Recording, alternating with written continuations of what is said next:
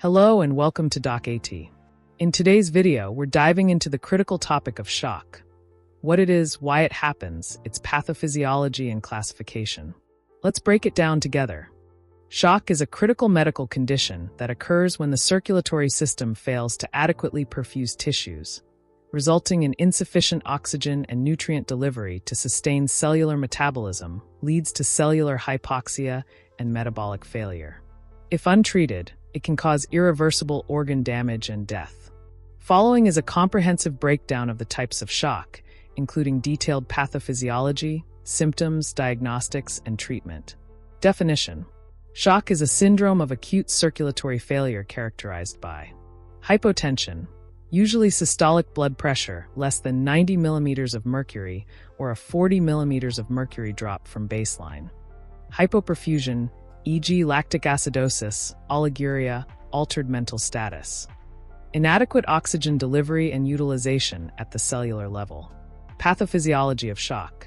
The fundamental issue in shock is oxygen imbalance. Decreased oxygen delivery due to low cardiac output, reduced blood oxygen content, or maldistribution of blood flow. Increased oxygen demand, secondary to stress, infection, or hypermetabolism. Impaired oxygen utilization at the cellular level due to mitochondrial dysfunction. The progression involves 1. Initial stage. Subclinical hypoperfusion without obvious symptoms. Compensatory mechanisms maintain perfusion, e.g. tachycardia, vasoconstriction. 2. Compensatory stage. Activation of sympathetic nervous system and RAS. Redistribution of blood flow to vital organs, heart, brain. Clinical signs: tachycardia, cool extremities, reduced urine output. 3. Progressive stage. Compensatory mechanisms fail. Metabolic acidosis, cellular injury, and systemic inflammation. 4. Refractory stage. Irreversible damage with multiple organ dysfunction syndrome. High mortality. Classification of shock. Shock is classified into 5 main types based on the underlying mechanism. 1. Hypovolemic shock, loss of intravascular volume. 2. Cardiogenic shock, pump failure of the heart. 3. Distributive shock, vasodilation with maldistribution of blood flow. 4. Obstructive shock, mechanical obstruction to blood flow. 5. Mixed shock, overlap of multiple shock types. Let's begin with the first type of shock, which is hypovolemic shock. Pathophysiology.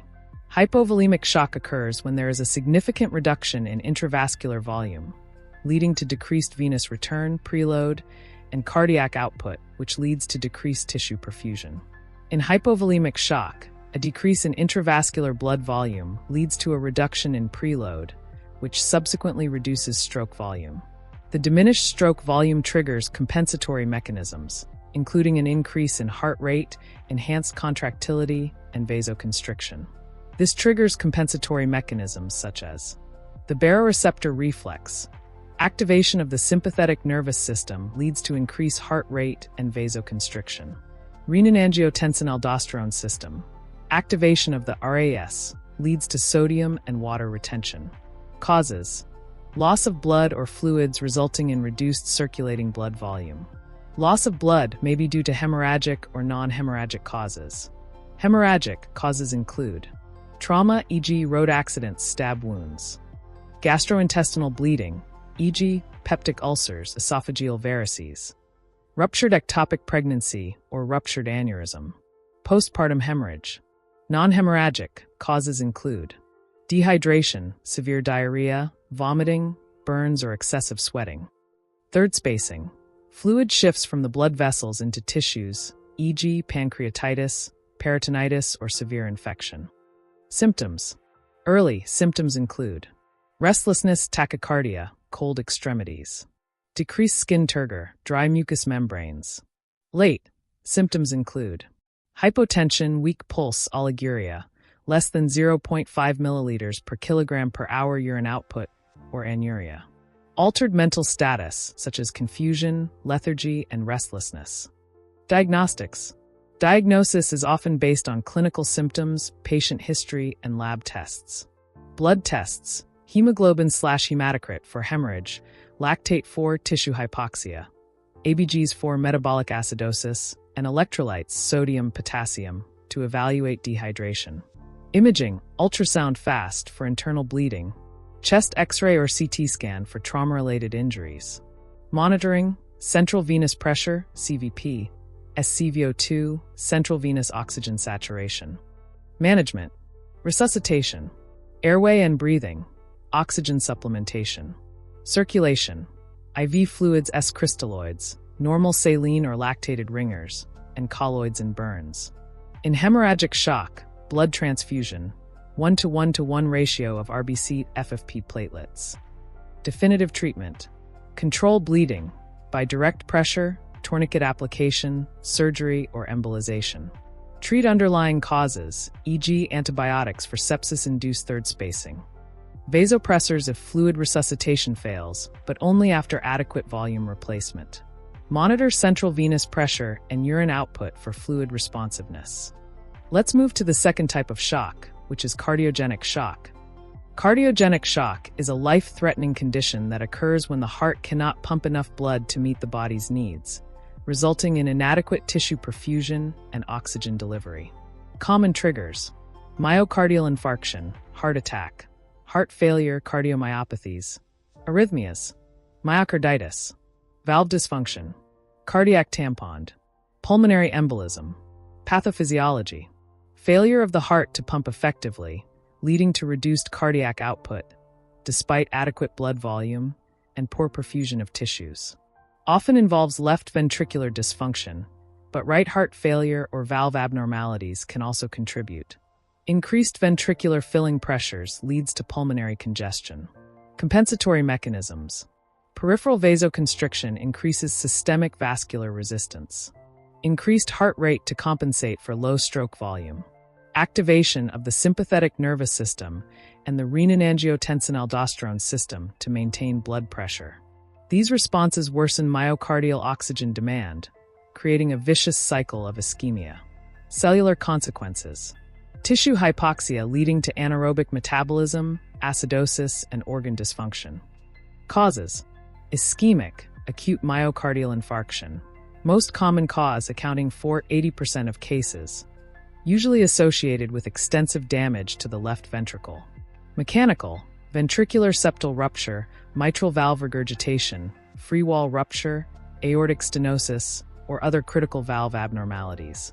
Other, cardiomyopathies, dilated or hypertrophic cardiomyopathy leading to decreased cardiac output. Myocarditis, inflammatory damage to the myocardium. Arrhythmias, atrial fibrillation, ventricular tachycardia, bradyarrhythmias impairing cardiac output. Cardiac tamponade, fluid accumulation in the pericardium compressing the heart. Pulmonary embolism, massive embolism causing right ventricular failure. Symptoms: chest pain, dyspnea, shortness of breath. Hypoxemia, pulmonary edema, rales, pink frothy sputum. Hypotension with a narrow pulse pressure, tachycardia. Peripheral cyanosis, cold and clammy skin. Signs of venous congestion, jugular venous distension, peripheral edema. Oliguria or anuria indicating kidney hypoperfusion. Altered mental status, confusion, agitation, or lethargy due to cerebral hypoperfusion. Weak or absent peripheral pulses. Diagnostics: ECG, ST elevation arrhythmias. Echocardiography, assess ejection fraction, wall motion abnormalities, and valve function. Chest X-ray, signs of pulmonary edema. Blood tests, cardiac biomarkers. Troponins, brain natriuretic peptide BNP. Lactate indicating hypoperfusion. Creatinine indicates renal dysfunction. Hemodynamic monitoring, e.g. pulmonary artery catheter, to measure pulmonary capillary wedge pressure and cardiac output. Management: 1. Acute stabilization. Oxygen therapy or mechanical ventilation for respiratory distress. Inotropes, dobutamine, enhance cardiac contractility, and vasopressors, norepinephrine, maintain blood pressure. Diuretics for pulmonary congestion and volume overload. 2. Definitive management. Revascularization for ischemic causes, e.g. angioplasty, percutaneous coronary intervention, bypass surgery, coronary artery bypass grafting. Mechanical support. Intra-aortic balloon pump, IABP reduces afterload and improves coronary perfusion and extracorporeal membrane oxygenation, ECMO, for severe cases. Prognosis. Despite advances in treatment, mortality rates remain high, 40–50%. Prognosis depends on promptness of intervention, severity of underlying cardiac dysfunction, presence of comorbidities, prevention, early recognition and treatment of acute myocardial infarction, aggressive management of cardiovascular risk factors, e.g., hypertension, diabetes, hyperlipidemia, timely treatment of structural cardiac abnormalities. Let's move to the third type of shock, which is distributive shock. Distributive shock is characterized by abnormal blood vessel dilation, leading to reduced systemic vascular resistance and maldistribution of blood flow. Despite normal or increased cardiac output, tissue perfusion remains inadequate. Pathophysiology. Endothelial dysfunction. Inflammatory mediators, such as cytokines and nitric oxide, damage the vascular endothelium. This disrupts its role in maintaining vascular tone and permeability. Dysfunction allows excessive vasodilation and increased permeability, leading to leakage of plasma and proteins into interstitial spaces, also known as third spacing. Mitochondrial impairment. Pro-inflammatory cytokines, reactive oxygen species, and toxins can impair mitochondrial function. Even with adequate oxygen delivery, cellular ADP production is compromised, resulting in energy failure. Autonomic dysregulation. In neurogenic shock, loss of sympathetic tone leads to unopposed parasympathetic activity, causing vasodilation and bradycardia. In septic and anaphylactic shock, the autonomic nervous system may exacerbate dysregulated responses. Microcirculatory dysfunction. In distributive shock, microcirculatory flow becomes patchy and heterogeneous. Some capillaries are dilated and overperfused, while others collapse, resulting in uneven oxygen delivery and tissue ischemia. Subtypes and causes. Aseptic shock. Triggered by infection leading to a systemic inflammatory response and cytokine release. Blood vessel dilation, increased permeability, and capillary leak are common. Pathogens include bacteria, such as E. coli and Staphylococcus, as well as fungi and viruses. Clinical features. Warm skin in early stages and cold skin in late stages. Fever. Hypotension. Altered mental status. Organ dysfunction. Rapid breathing. Diagnostics. Blood cultures, inflammatory markers such as CRP and procalcitonin, and lactate levels. Management. Aggressive IV fluids at 30 milliliters per kilogram initially. Broad-spectrum antibiotics. Vasopressors, with norepinephrine as the first line. Corticosteroids, such as hydrocortisone, for refractory cases. Monitoring of lactate levels to guide therapy. B. Anaphylactic shock. An acute allergic reaction causing histamine release, vasodilation, bronchospasm, and increased capillary permeability. Triggers include food, drugs, and insect stings. Clinical features. Urticaria. Angioedema. Wheezing and stridor. Swelling of the face, lips, and tongue. Difficulty breathing due to airway constriction. Hives, itching, and rapid onset of hypotension. Diagnosis. Identification of the allergen responsible for anaphylaxis. Management. Immediate intramuscular epinephrine. Antihistamines, including H1 and H2 blockers and corticosteroids. Airway management, with intubation if necessary. C's neurogenic shock. Caused by the loss of sympathetic tone due to spinal cord injury or brainstem trauma. Results in unopposed parasympathetic activity. Clinical features. Bradycardia. Hypotension. Warm skin below the injury site. Paralysis or loss of sensation below the injury site. Diagnosis. MRI or CT imaging to assess spinal injury. Management. IV fluids to maintain blood pressure. Vasopressors such as phenylephrine. Stabilization of the spinal cord injury. Surgical intervention if necessary. Let's move to the fourth type of shock, which is obstructive shock. Obstructive shock is a life-threatening condition where mechanical obstruction to the flow of blood prevents the heart from effectively pumping, leading to inadequate tissue perfusion and oxygen delivery. Now, let's look at the pathophysiology. The hallmark of obstructive shock is impaired cardiac output, due to an external or internal barrier. This results in decreased preload or filling of the heart. Conditions like cardiac tamponade or tension pneumothorax restrict the heart's ability to expand and fill during diastole. Increased afterload. Conditions like pulmonary embolism increase the resistance the heart must pump against, particularly affecting the right ventricle. Reduced effective stroke volume. The heart's pumping efficiency is compromised, reducing systemic oxygen delivery. Now, let's discuss the causes of obstructive shock. Cardiac tamponade. Mechanism. Pericardial effusion builds up and compresses the heart, preventing proper diastolic filling. Causes: trauma, pericarditis, malignancy, uremia, or post-cardiac surgery. Pulmonary embolism. Mechanism. A large clot blocks pulmonary blood flow, increasing pulmonary vascular resistance and causing right ventricular failure. Risk factors: immobility, deep vein thrombosis, surgery, malignancy, or hypercoagulable states. Tension pneumothorax. Mechanism. Air accumulation in the pleural cavity compresses the lungs and mediastinum, reducing venous return to the heart. Causes: trauma, mechanical ventilation, or underlying lung disease. Aortic dissection. Mechanism. Blood enters a tear in the aortic wall, creating a false lumen that compromises flow to major arteries and potentially obstructs cardiac output. Risk factors: hypertension, Marfan syndrome, and Ehlers-Danlos syndrome. Severe valvular disease. Mechanism. Obstructed blood flow through stenotic valves, such as the aortic or mitral, hinders cardiac output. Intracardiac obstruction. Tumors, such as atrial myxoma, or thrombi blocking intracardiac blood flow. Now that we've covered the causes, let's move on to the clinical presentation. Clinical presentation includes vital signs: hypotension with systolic blood pressure less than 90 millimeters of mercury and tachycardia as a compensatory mechanism. General symptoms: fatigue, dizziness, confusion, or altered mental status. Oliguria, or low urine output. Physical examination findings can vary based on the underlying cause. Cardiac tamponade. Beck's triad, which includes hypotension, distended neck veins, and muffled heart sounds. Pulsus paradoxus. A drop in systolic blood pressure greater than 10 millimeters of mercury during inspiration. Pulmonary embolism. Tachypnea, pleuritic chest pain, hemoptysis, and cyanosis.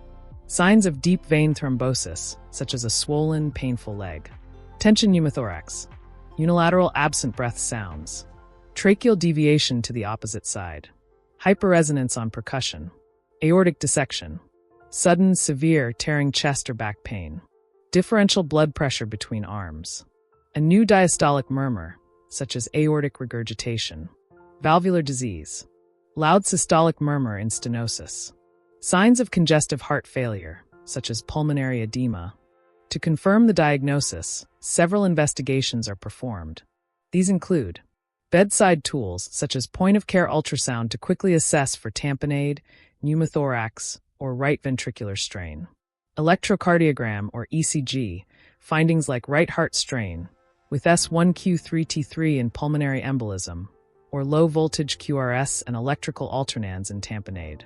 Laboratory tests, including elevated D-dimer in pulmonary embolism, troponin to indicate myocardial strain, and arterial blood gas showing hypoxemia or respiratory alkalosis. Imaging. Chest X-ray. Enlarged cardiac silhouette in tamponade. Pneumothorax visible. CT angiography. Gold standard for pulmonary embolism or aortic dissection. Echocardiography. Essential for identifying cardiac tamponade, right ventricle dilation, or valvular abnormalities. Next, let's discuss management strategies for obstructive shock.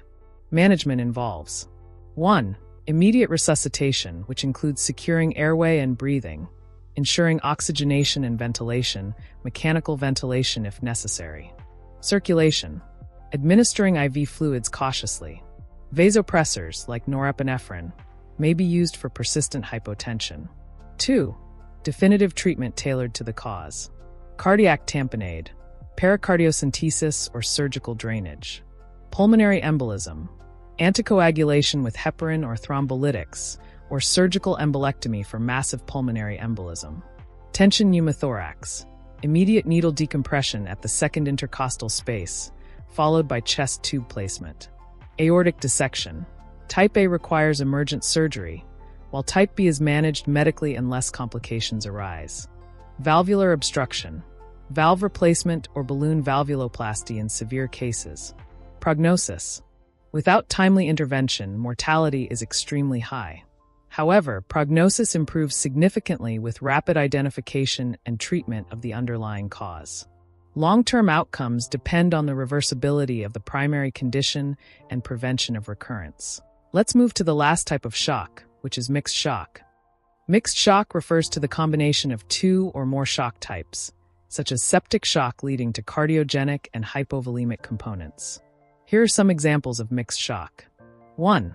Septic shock with cardiogenic features. Sepsis causes systemic vasodilation and capillary leak, which is distributive shock. Myocardial dysfunction, induced by inflammatory mediators like cytokines, reduces cardiac output, adding a cardiogenic component. 2. Trauma-induced mixed shock. Hypovolemia results from blood loss. Obstructive features may arise from tension pneumothorax or pericardial tamponade. And there's potential distributive shock due to the systemic inflammatory response from tissue injury. 3. Cardiogenic and hypovolemic shock. For example, a patient with acute myocardial infarction who also experiences gastrointestinal bleeding or trauma. 4. Post-cardiac arrest syndrome. Hypoperfusion arises from cardiogenic causes, like myocardial stunning. Meanwhile, distributive shock occurs due to ischemia-reperfusion injury and systemic inflammation. Clinical features. Mixed shock manifests with a combination of signs. Often, features of the dominant shock type are more noticeable early on. Some general signs include hypotension, tachycardia, altered mental status, oliguria, metabolic acidosis, and elevated lactate levels. But specific symptoms depend on the shock components.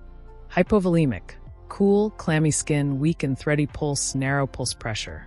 Cardiogenic, distended neck veins, pulmonary edema with crackles, and a low ejection fraction on echocardiography.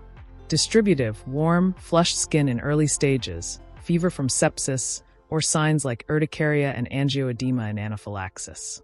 Obstructive, distended jugular veins, absent breath sounds in tension pneumothorax, or pulsus paradoxus in cardiac tamponade. Diagnostic approach to mixed shock. Accurate diagnosis of mixed shock is vital and requires clinical evaluation, laboratory testing, and imaging. 1. Hemodynamic monitoring is essential. Central venous pressure estimates preload. Pulmonary artery catheterization measures cardiac output, systemic vascular resistance, and pulmonary capillary wedge pressure. Echocardiography provides a non-invasive assessment of cardiac function and fluid status and presence of obstructions. 2. Laboratory tests to consider. Serum lactate for tissue hypoperfusion. Arterial blood gas to check acidosis, hypoxemia, or hypercapnia. Inflammatory markers like CRP, procalcitonin, and IgE. Troponins to detect myocardial damage. 3. Imaging studies. Chest X-ray for pneumothorax or pulmonary edema. CT angiography for pulmonary embolism. The FAST exam for intraperitoneal bleeding. Management of mixed shock. Managing mixed shock involves restoring tissue perfusion and treating the underlying causes. 1. General supportive measures include oxygen therapy or mechanical ventilation, IV access for fluids and medications, continuous hemodynamic monitoring in the ICU. 2. Specific interventions for each component. Hypovolemic shock, rapid fluid resuscitation or blood transfusions. Cardiogenic shock, inotropes like dobutamine to improve cardiac output. Diuretics for pulmonary congestion or mechanical support like ECMO. Distributive shock, vasopressors such as norepinephrine to counteract vasodilation and broad-spectrum antibiotics treat infection. 4. Anaphylaxis, antihistamines, corticosteroids, and epinephrine. Obstructive shock, relieve obstructions with needle decompression, chest tubes, or thrombolysis. 3. Adjunctive therapies include corticosteroids in septic shock refractory to fluids and vasopressors, bicarbonate for severe metabolic acidosis, and anticoagulation for pulmonary embolism. General principles of shock management. Let's not forget the ABCD approach for shock management. Airway, breathing, circulation, disability, and exposure. Airway. Ensure airway patency and provide oxygen support. Breathing. Correct hypoxia with supplemental oxygen or mechanical ventilation. Circulation. AOIV fluids for volume support, crystalloids or blood products. B vasopressors, e.g. norepinephrine, if fluid resuscitation fails to stabilize blood pressure. C's correct electrolyte imbalances and acidosis. Disability, assess neurological status. Exposure, identify injuries or other signs of the underlying cause. Definitive treatment, identify and treat the underlying cause, e.g. infection, bleeding, obstruction.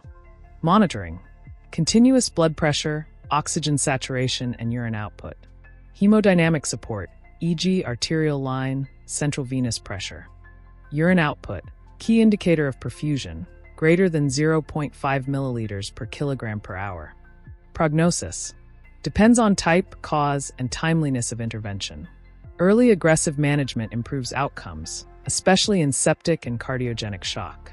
This detailed overview serves as a guide for the recognition, diagnosis, and management of shock in clinical practice. Early intervention and comprehensive care are critical for survival. Thank you for learning with us today.